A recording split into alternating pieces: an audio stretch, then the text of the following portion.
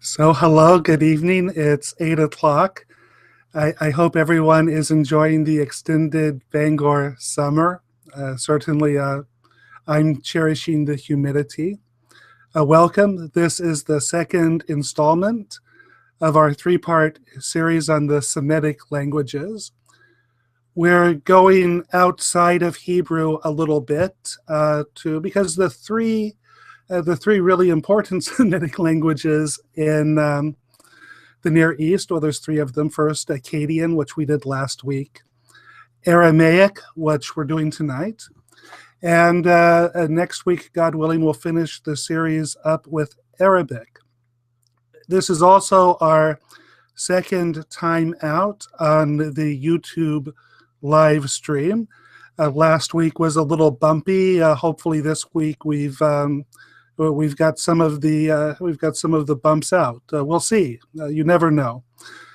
Anyway, the rule. I mean, the only rule is that everyone's free to watch. In order to comment, you need to sign in on your YouTube account, and then you can type in your comments, and I'll do my best to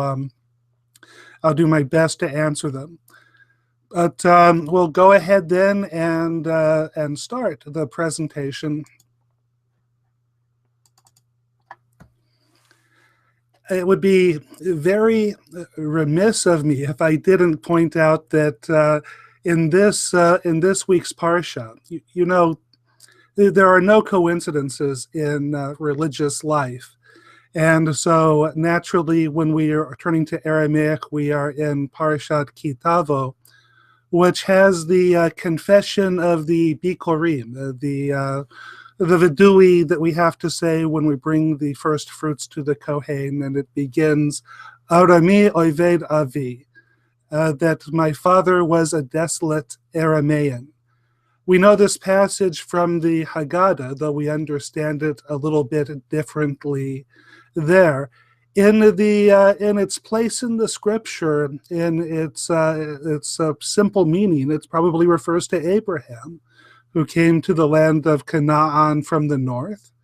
At least he stopped in the north for a little bit after being taken out of Ur Kasdim, and he was therefore an Aramaean. So this is, even though we're a Hebrew-speaking people, and even though we're from the Canaanite side of the Northwest Semitic language family, this is part of our heritage. This is part of what we do. And so when we get to this passage in synagogue this week, we can all join in and think about this class and think about the Aramaics and the language Aramaic. Also, this is sort of an interesting topic. This is a photograph of the Prime Minister, of course, and the Pope. And when at the Pope's visit to Jerusalem, now it was 2 summers ago, they had an uncomfortable moment when the Pope suggested that Jesus spoke Aramaic, and the Prime Minister corrected him and said, well, he spoke Hebrew. And then they were silent for a little bit. It is a well, one, you know that Aramaic must be a pretty cool language if Jesus spoke it, and he probably did. But it's a matter of contention between Jews and Christians, particularly academic Christians. How much did Hebrew continue to be spoken as a living language after the time of the Bible? It was the trend in scholarship to say that after the restoration in the time of Ezra, that Hebrew ceased to be a living language. It was a literary language. We'd read it in synagogue, but when we tucked our kids in, or when we wrote down a grocery list, we would do so in Aramaic. And it's been our point of view as Jews that that Hebrew has been slighted in that way, that there was a tradition of spoken Hebrew that continued past the time of the Restoration. But all the Pope had to say was, "Oh, did you see the Mel Gibson movie?" Because if the Prime Minister if the prime minister saw that, then he would know. So anyway, this is usually when Aramaic comes up in popular conversations. When people think about it, it's in response to sort of this parlor game, what language did Jesus speak? And so we can, we don't have to say that he spoke one language, by the way. There's no reason he couldn't have spoken both Hebrew, Aramaic, some Greek, who knows, some Latin. It's monolingualism is not how a lot of the world lives. Anyway, how do we define this language, Aramaic? Last week we looked at the Eastern Semitic languages, Akkadian, which consist of Babylonian and Assyrian. This week we're moving to look at Aramaic. We're looking at the Northwest Semitic family. And there's two real branches of this family. There's the Aramaic branch, which we're going to look at in some detail. And there's the Canaanite branch. The Canaanite branch, it contains, well, probably some of the more popular languages, Hebrew, Phoenician, Moabite, Ugaritic, though some people think that Ugaritic shouldn't be classified in the Northwest Semitic family at all, but we'll just put it there for the time being. These are the, of course, we're going to look at some of these in a little more detail next week. Phoenician was used in commerce all over the Mediterranean basin. But Hebrew and Moabite, Ugaritic languages that from the Canaanite side, and then there's Aramaic. Now, we look at Aramaic itself, and we look at Aramaic in such detail tonight because it became the second major language of the Near East. If you look here at our public domain map of the middle, well, maybe it's not public domain. It looks like I put an attribution there in the middle. I'll try to fix that for the video. But if you look at this map of the ancient Near East, I remember from last week when we looked at Akkadian, in the area we called Mesopotamia, we really had, at the time of Akkadian, two kingdoms. We had Babylon to the south, and we had Assyria, Ashur, to the north. The place where Aramaic is first testified, and the place that we believe that these people came from because of historical sources, is to the north of that. You look at the Fertile Crescent, it goes up from Mesopotamia and then down the coast of the Mediterranean to Egypt. The place that we call Syria is really at the northern the northern acme, the northern point of that. And it's the land that one would go through if one wanted to travel, say, from Babylon to the land of Israel. If you either way, if you're in Babylon or you're in Canaan, the way to either place is to go north, because you don't want to just head across the desert. The Arameans were from the north, and around the time of 1000 BCE, they began to infiltrate the kingdom of Assyria, to the point that in the later years of the kingdom of Assyria, they began to use Aramaic as a language for administration. We remember from last week that the Babylonians were more conservative, that there was a tradition of at least literary Babylonian that lasted almost until the time of the Common Era, and maybe into it. In Assyria, they moved more quickly into Aramaic. And the question that we don't really have a satisfactory answer to is, why should that be the case? What did did we lose a war, or what happened? One of the major influences in this switch in language, I think, must have been the fact that what the Northwest Semitic language branch had that the Akkadian side did not have is something that we'd call an alphabet. And here is an early remnant of the alphabet. This is the Gezer calendar, which is written in which most people would think to be a Canaanite language. It's the months of the year written out. If you remember last week when you were speaking about how one would have to learn Akkadian, that one would have to know at first at least 200 or so of the cuneiform signs. And after that, there were hundreds more of rarely used signs and determinatives and other things that one would have to know. What the alphabet that was taken up probably first in the Canaanite side of the family, but later as well in the Aramaic side, what the alphabet does is it decreases dramatically the number of symbols that you have to know to communicate in the language. In the Semitic alphabet, there are between 22 and 26, or I don't remember how many in Arabic, maybe 28 letters, far fewer than the hundreds that one would have to know to be a scribe for Akkadian. Combine that with the technology of papyrus and the skill of writing on paper, writing on animal skin, and you see that there are many advantages to using something like Aramaic as an administrative language.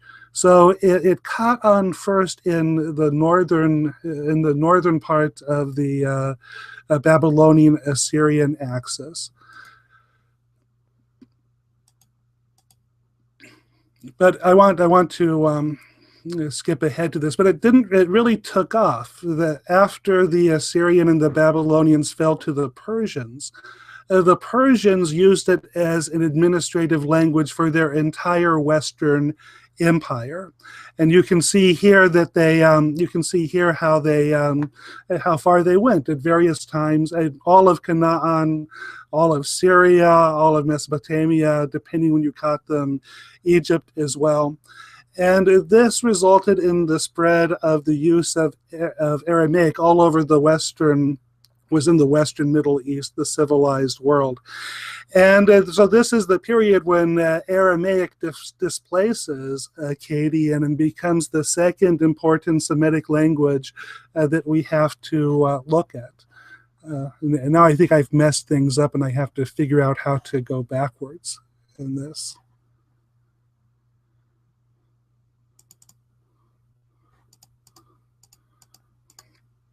All right, I skipped it again. So this just shows that this is live. If this wasn't live, I could just. So I want to talk a little bit about the phases of Aramaic that we have, because this is about the story of the language.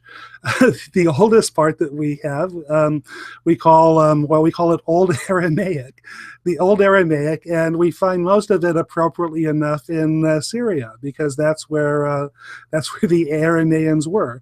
This starts around the year 1000 BCE, and this period is considered to extend really up to the point where the Persians take over and spread the language all over their empire.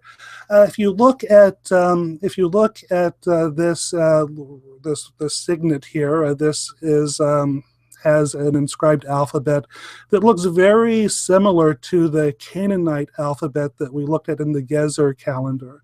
I'm sure an expert would look at it and see a bunch of prominent differences, but to my untrained eye, it looks very similar. And again, here, this raises the important point that what we think of as the Hebrew alphabet was not the old Hebrew alphabet.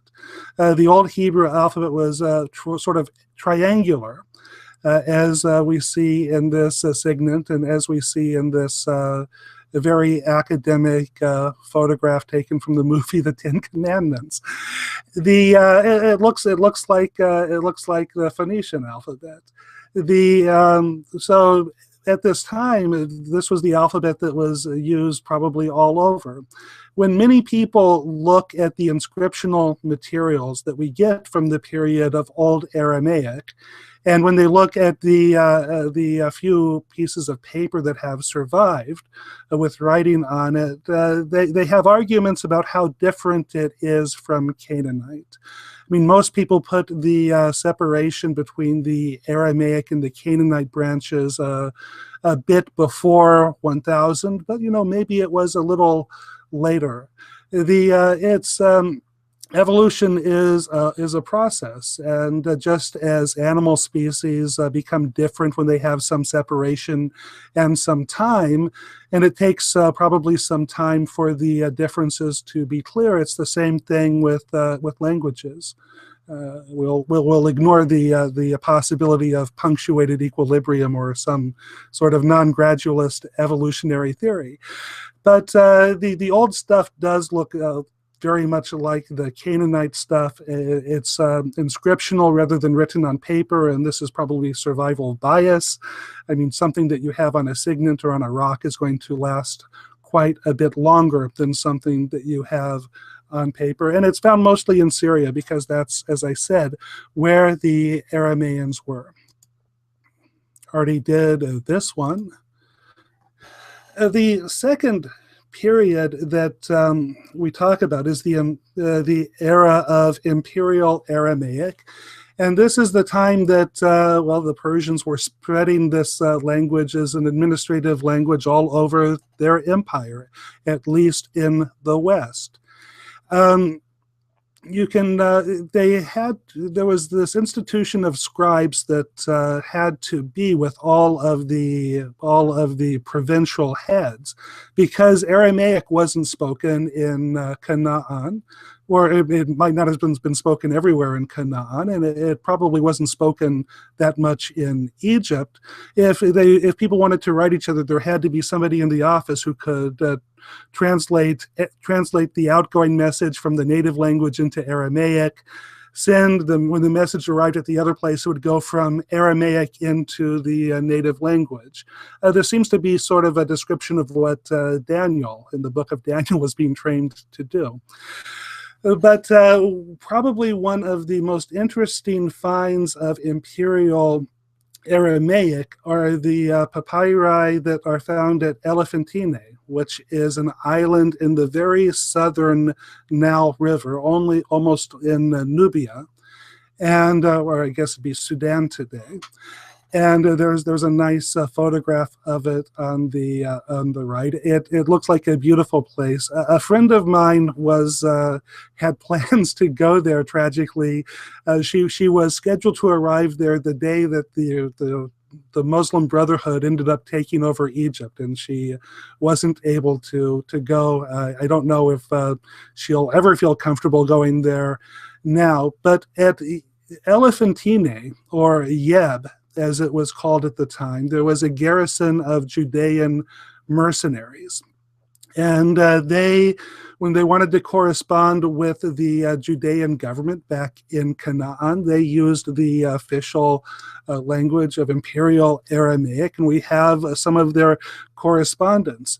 The first thing to note is that the alphabet has changed from what we saw before. It's not as angular before. It looks more like what we call the Hebrew alphabet today. And you should know that what we call the Hebrew alphabet today, the rabbis called Katav Asherit, the Assyrian script, or the Aramaic script, because in the mind of the rabbis, this is a script that we borrowed from the Aramaeans. That the rabbis were conscious that this was not our native style of writing, and that it was displaced by this other type of by this other style of orthography or penmanship. So this, we can see here the development of sort of the square alphabet that came to characterize a lot of writing among Jews. The contents of these letters are very interesting. In one famous letter, they complain, well, that they asked the Judean governor for funds to rebuild, to help restore their damaged temple to God that they built at Elephantine. That they said that when the Persians came, when Cambyses came, they tore up all of the pagan temples on the island, but they let the house of God stand. It was slightly damaged, and so they're asking for some funds to fix it back up. And of course, what's very interesting about that is that we have our tradition that we're not supposed to have individual temples, that we have one temple in Jerusalem, and or we had one temple in Jerusalem, and when that was gone, or if that was unavailable, we may do otherwise. But that's not what they did at Yeb. So this is a fascinating find. A lot of the earlier pieces of imperial Aramaic are actually found in Egypt because they apparently kept good records of their correspondence. But there are other famous examples of imperial Aramaic. We have some in our own Bible. You could take it off the shelf.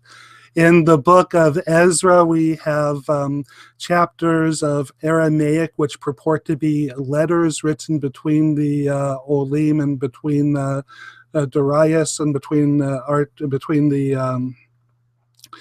the restoring Persian monarchs. I don't know if it was Darius, but the letters giving authorization, complaining about the Samaritans, these are presented in Aramaic, and they're said to be copies of actual administrative letters.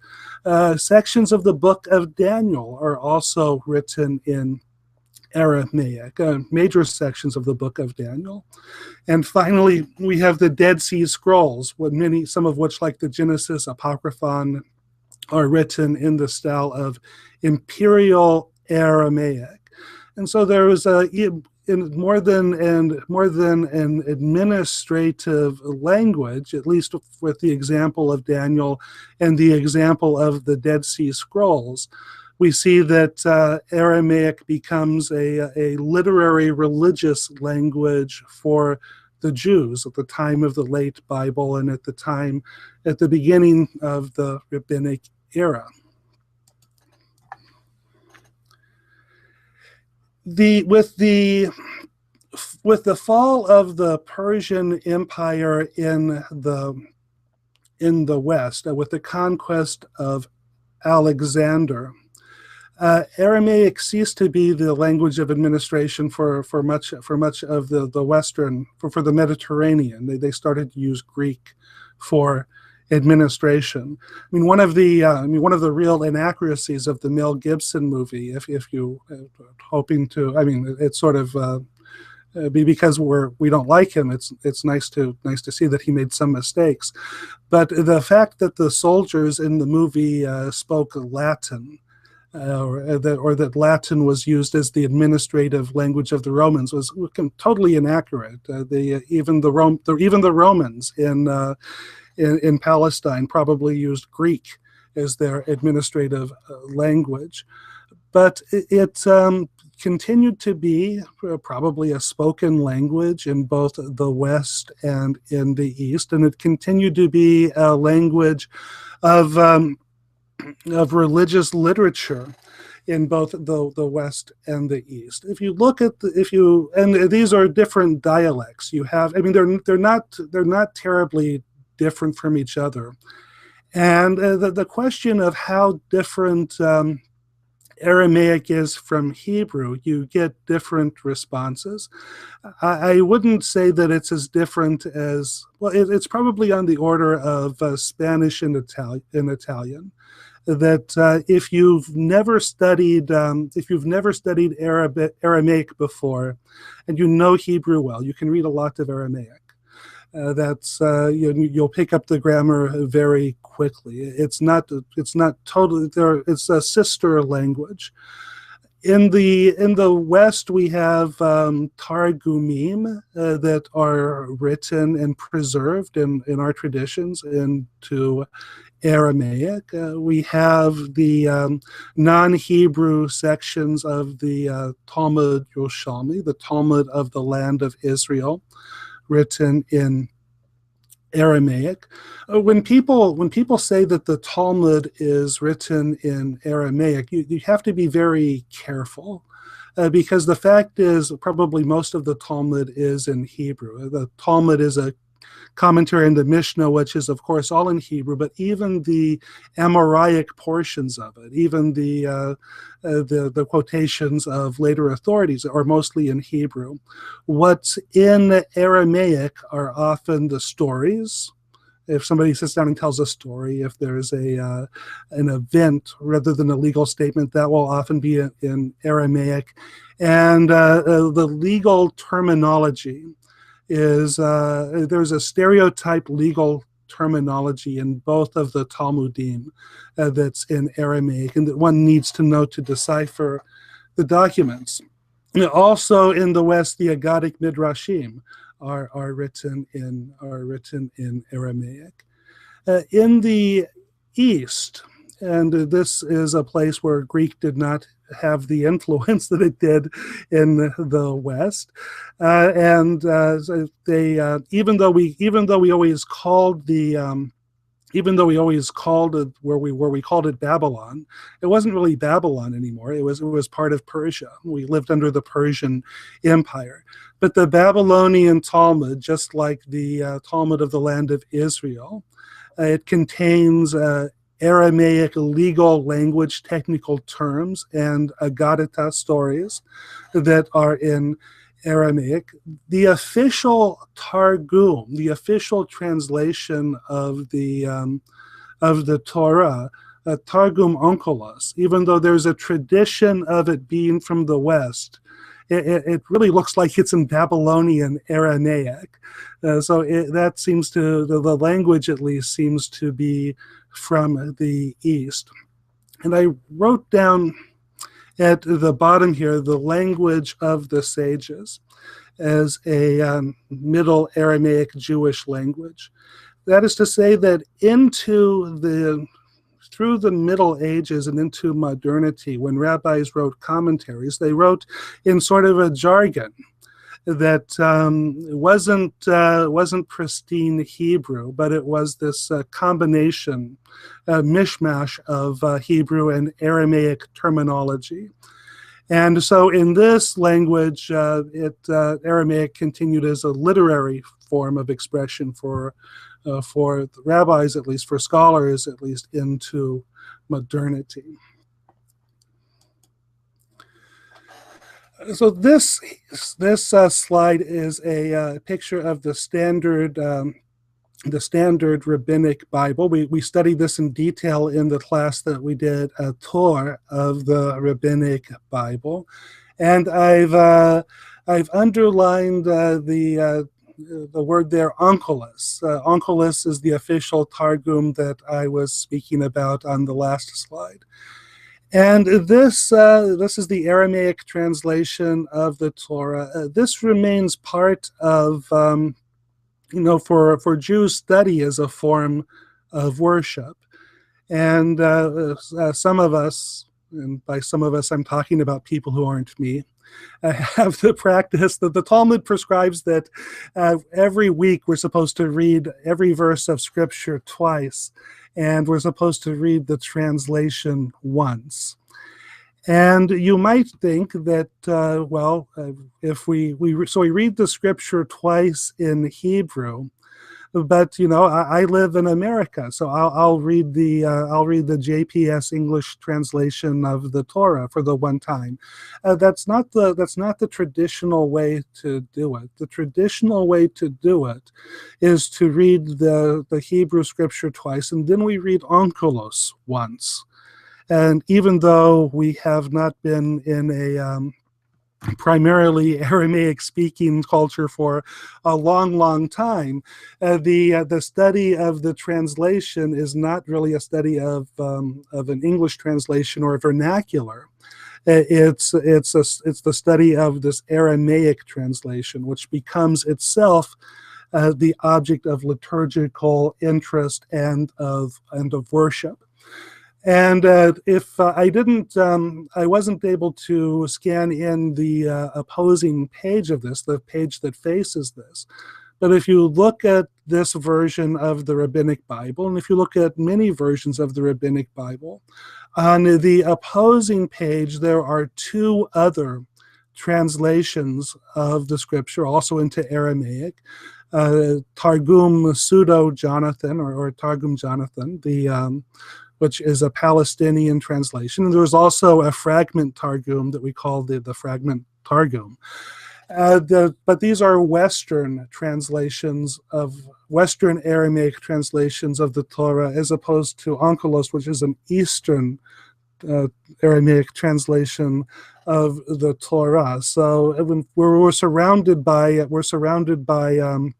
versions of it, whereas Onkelos, he plays it pretty straight. The major changes that Onkelos will make in his translation is that he has a tendency to play down the anthropomorphisms of the Torah, that he takes the edge off some of the body language of God, or the presence of God. He makes it a little bit more abstract.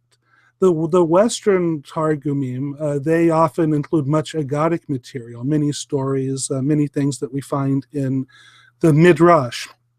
And so, as I said, this Aramaic continues today for Jews as not just as a tool for understanding the Talmud, and not just an essential key to the Talmud, but it continues as an object of study in its own right. We'd be remiss, very remiss, if we did not speak some of the Christian use of Aramaic. I mean, there were Christians in the Middle East too, and part of there was a very good book about this a few years ago. I can't remember the author. The title was The Lost History of Christianity. And it pointed out that in the West, when we think of the history of Christianity, we think of the popes and we think of the Crusades. And if we're really, really sort of exotic, we'll think about the Greeks. But that's really two-thirds of the historical Christian world. The third, and the part that's neglected by the West, and tragically the part that's being massacred and wiped out today, is the world of Middle East Christianity, where the language was not Latin or Greek, but the language was Aramaic, in which we call it Syriac. It's the same thing. I mean, Aram, Syria, it's the same place. But it was through this language of Syriac. I mean, they wrote all of their great Christian scriptures as well, but it was through this medium of Syriac that the great works of Greek philosophy were really rescued. We know that the Muslims saved them. We know that in the court of Baghdad they were translated into Arabic, and eventually through that world they made it back into Europe, and the classical world survived. But what people may not know is that it was translated into Arabic from Syriac, and largely, and it was the Christians who had preserved these teachings. The Syriac alphabet evolved a little bit from the square script of Aramaic that we were looking at before, and it's it's almost like an Arabized form of it. You have letters that connect. You have letters that are different shapes depending whether they're at the beginning, in the middle, or at the end of a word. But once you know the alphabet, you can read it just like it's Aramaic if you read Aramaic. This is a piece of the Peshitta, which is it's the same root of Peshat in Hebrew, and this is what they call the Syriac Bible. the scripture, and this is from the book of Exodus. This is from Exodus 13. And so even after Aramaic lost its role as a language of empire, and even after it was supplanted in the Middle East by Arabic, which we'll speak of a little bit next time, God willing, that it remained a living language, a religious language, and the language of the Syriac Christians, the third of the Christianity, the forgotten third of the Christian world. Of course, the story of Aramaic for Judaism, it goes on as well.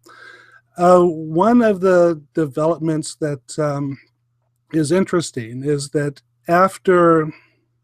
even after Aramaic loses its status as the language of the people, and writing in Aramaic would be something that one would do to make sure that someone understood it, Aramaic begins to be used as sort of a language of elites, and sometimes as a fake language. The Zohar, allegedly written in Spain in the 13th century. If I say allegedly, I think that makes everything okay. But the many clues that the Zohar purports to be a work of the Tana Shimon Bar Yochai, from the land of Israel in the time of the rabbis. There are several clues that that's very likely not the case, and one of the clues is that the Aramaic that it's written in is not organically connected to the Aramaic that we see before. Gershom Scholem analyzed it very carefully, and he could show that this was an invented form of Aramaic. But it's very interesting that somebody would use that. But the idea is if you want to make something appear to be antique, Aramaic is used that way liturgically for Jews. By the way, I think that this is why halachma, which we say at the Seder, is in Aramaic. Many people, when they do the drash on it, they say, well, we say halachma, this is the bread of affliction in Aramaic because we want to be people of the people. We want Passover to be the time when everyone can come and eat. So we use the language of the masses. I think it's either because they want to make a mystery out of it or they want it to appear older than it is. But who knows? But the career of Aramaic continues in the Middle Ages as a constructed language of mysticism. So that's more or less the story of the second great Semitic language, starting with Akkadian last week and going to Aramaic this week. Where we live in such a great age. You can always have endless fun with these things. On Facebook, there's a status Aramaic page if you want, and they put popular songs into this great language. This is my favorite from a few days ago. I Love Rock and Roll from Joan Jett, written in Aramaic. And so our fascination with this is not simply a religious fascination. It's an object of Jewish culture to know these things. And with that, it's been 40 minutes since I started to speak. Let me see if I can get myself back on here.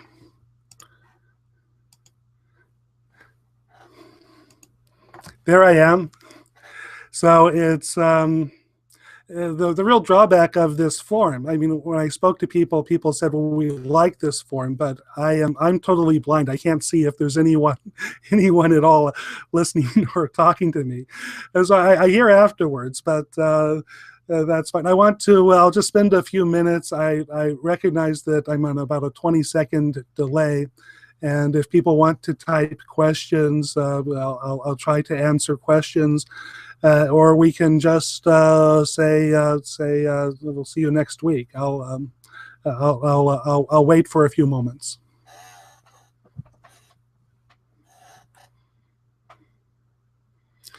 Joshua types that we exist, and that's reassuring to hear. And to Joshua, I say, I'm sorry I didn't clean my office. I'll do that for next week's class.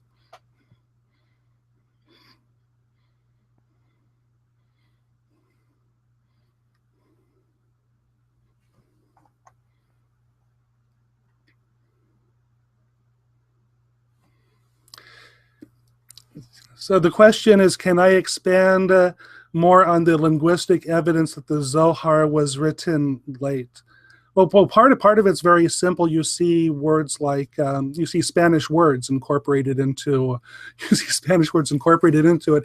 Those are the easy parts. The more difficult part is showing that the constructed grammar of the Zohar does not match or make sense in terms of any known grammar of Aramaic.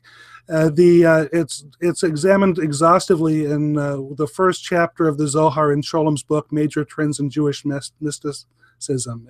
He goes through all of it in English, and it's accessible. I don't think I could do it standing on one foot, though.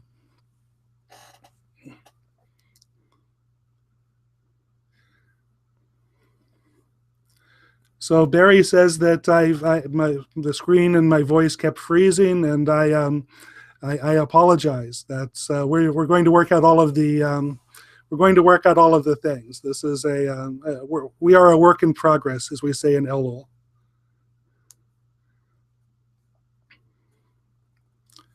And Barry asked, am I mistaken in my recollection that Onkelos translated the Hebrew Bible into classical Greek rather than Aramaic?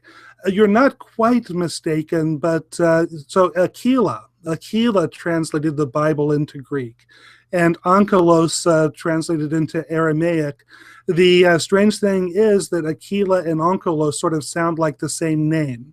So it's a suspicion that we have a sort of a mythical figure of translating that did it. They could have been two different people with a similar name, or it could have been the same guy who did it with both. But you're not mistaken. But it's Onkelos is the official Targum of the Bible, and Aquila did it into Greek. Whether the relationship between those two people is difficult, it's intriguing. And that the Amoraim wrote in Babylonian Aramaic. Again, you have to be careful, because most of the Amoraic statements are in fact in Hebrew, and there's a whole study of Amoraic Hebrew. And they did speak, and they did put things into Aramaic at times, and there are stories that are told in Aramaic.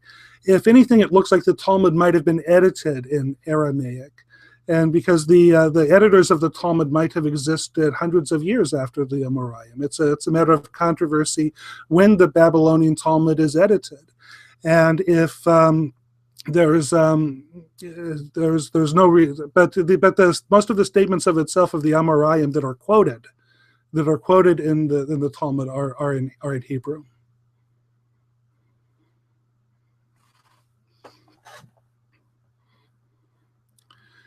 Okay, this has been fun. I hope everyone continues to enjoy the humidity, and I look forward to seeing you guys in shul. Take care.